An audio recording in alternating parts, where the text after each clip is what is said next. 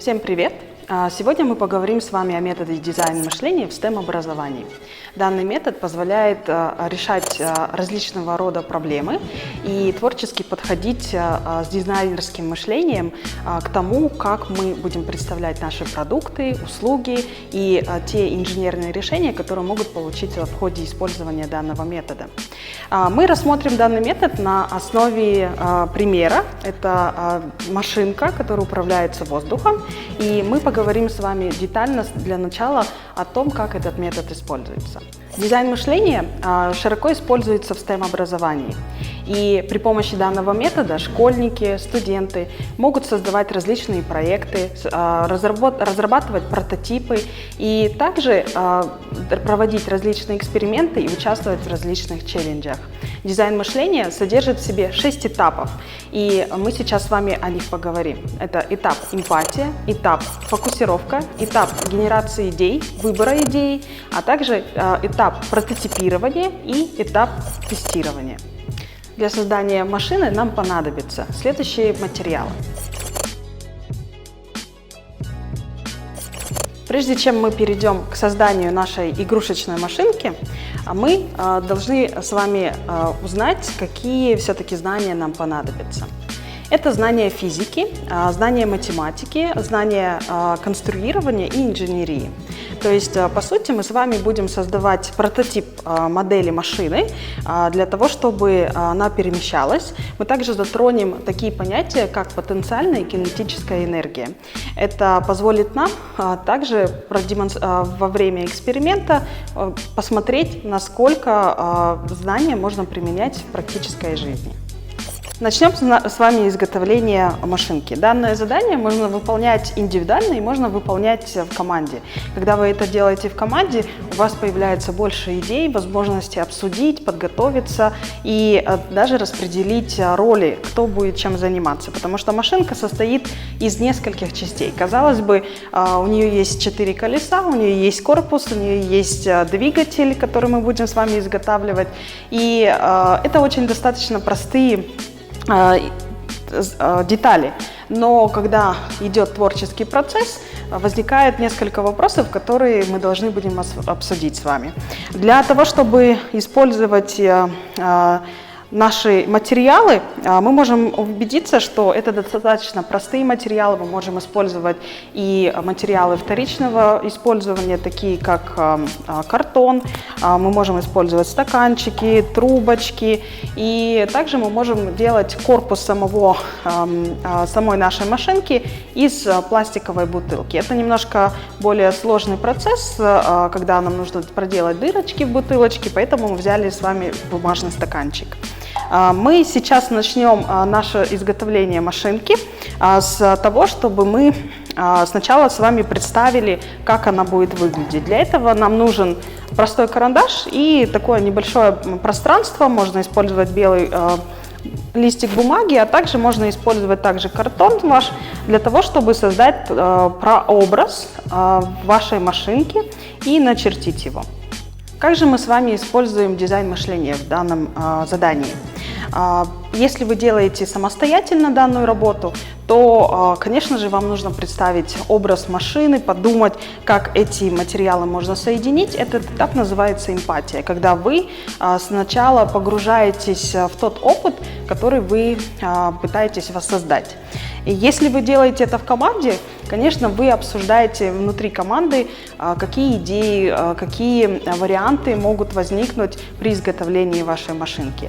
После того, как вы определили и обсудили ваши идеи, либо сами подумали, как вы можете соединить все детали и создать прообраз машины, этот этап называется фокусировка. То есть на этом этапе вы уже непосредственно думаете, как вы будете соединять детали. Также следующий этап называется генерация идей.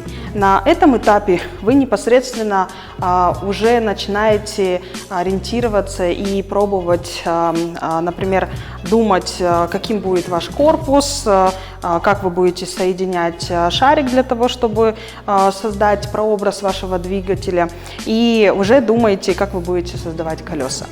Следующий этап называется выбор идеи. И вот на этом этапе вы создаете прообраз своей машины. Вы можете его даже начертить, либо попробовать уже как-то посоединять детали.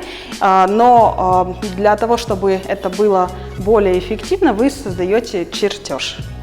После этапа выбора идеи, когда вы сделали небольшой чертеж или посмотрели схему, которую можете использовать в создании машинки, вы можете приступать к этапу прототипирования. Прототипирование – это уже непосредственный этап, когда вы начинаете готовить и делать модель вашей машинки, создавать прототип. Вы можете это делать индивидуально, вы можете это сделать в команде. Когда вы делаете это в команде, кто-то делает колеса. Для колес вам понадобится скотч небольшой, который вы можете обвести, получить небольшие такие ровные кружочки и поделить их на то, чтобы кто-то делал, например, колеса, кто-то будет делать корпус, кто-то будет создавать непосредственно двигатель. Да? И после этого вы уже непосредственно можете, подготовив все детали, вы можете приступить к соединению их в тот образ машинки, который вы для себя нарисовали. В итоге с вами мы получили 4 колеса, которые будем использовать для модели нашей машинки.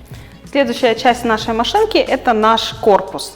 Для того, чтобы подготовить корпус, мы берем бумажный стаканчик и делаем из него, скажем, корпус, деля его напополам.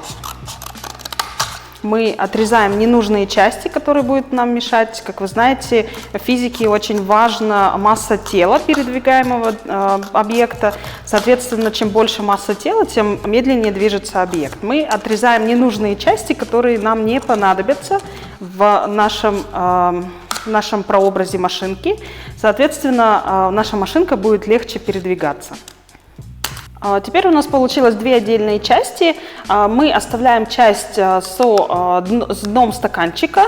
Эту часть мы как лишний элемент убираем. То есть нам в создании модели понадобится только часть полноценная. Для того, чтобы создать нам двигатель и основу того, за счет чего будет двигаться наша машинка, нам нужно соединить воздушный шарик с трубочкой. Мы взяли трубочку побольше, мы просовываем сюда внутрь наше горлышко, и здесь очень важно вам закрепить очень плотно, чтобы воздух не проходил, то есть не выходил из вот этой части, да, получается. Соответственно, вам нужно будет взять скотч и очень плотно обмотать. И у нас тем самым получается вот такой вот двигатель, воздух, да, нашей машинки. Мы можем попробовать надуть для того, чтобы проверить, что действительно шарик наш целый и воздух не проходит. Видите, воздух не проходит, шарик остается такого же размера, то есть мы дальше можем его использовать. И теперь у нас один из самых таких важных этапов, когда мы делаем уже непосредственно соединение наших частей, нашей машинки. И здесь вам понадобится и смекалка, и в то же время знание физики, знание того, что когда вы создаете непосредственно колесики для вашей машинки, вы используете палочки для шашлыка.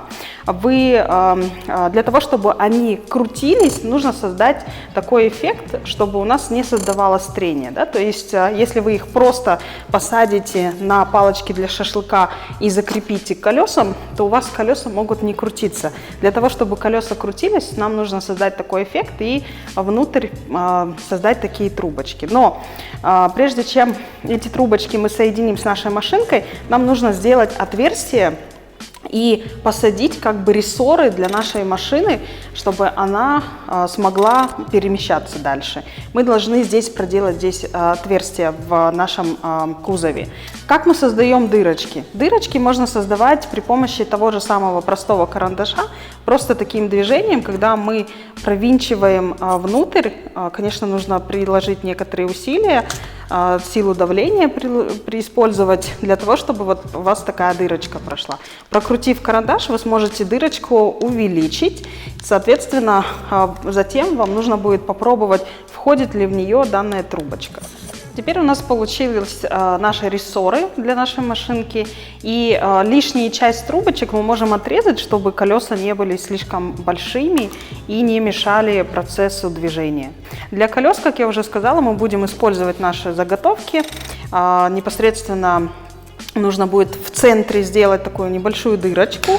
То есть, чтобы наша палочка закрепилась, видите, достаточно плотно сидит.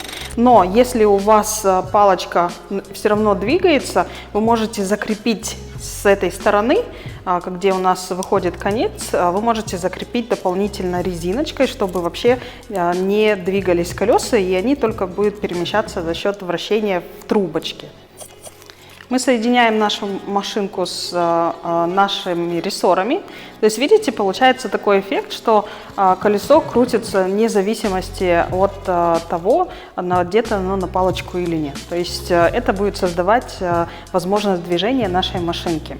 Теперь у нас появился наш корпус машинки и наш двигатель, который мы должны теперь соединить вместе.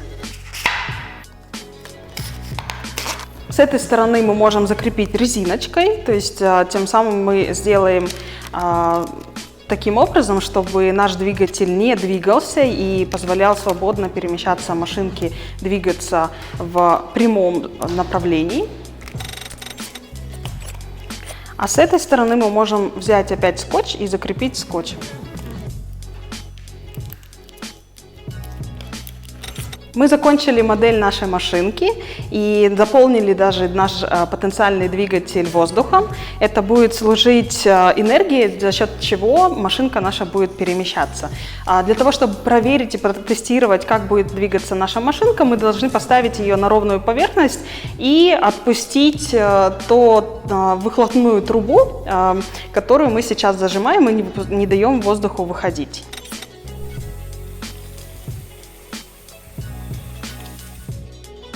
Еще вы можете создать вот такую обычную простую модель, когда вы просто используете прямой картон, закрепляете скотчем ваш двигатель поверх картона, также прикрепляете колесики. Колесики вы прикрепляете с этой стороны тоже на скотч. И сейчас мы посмотрим, как запускается эта машинка и проверим, какая эффективность по сравнению с нашей предыдущей моделью.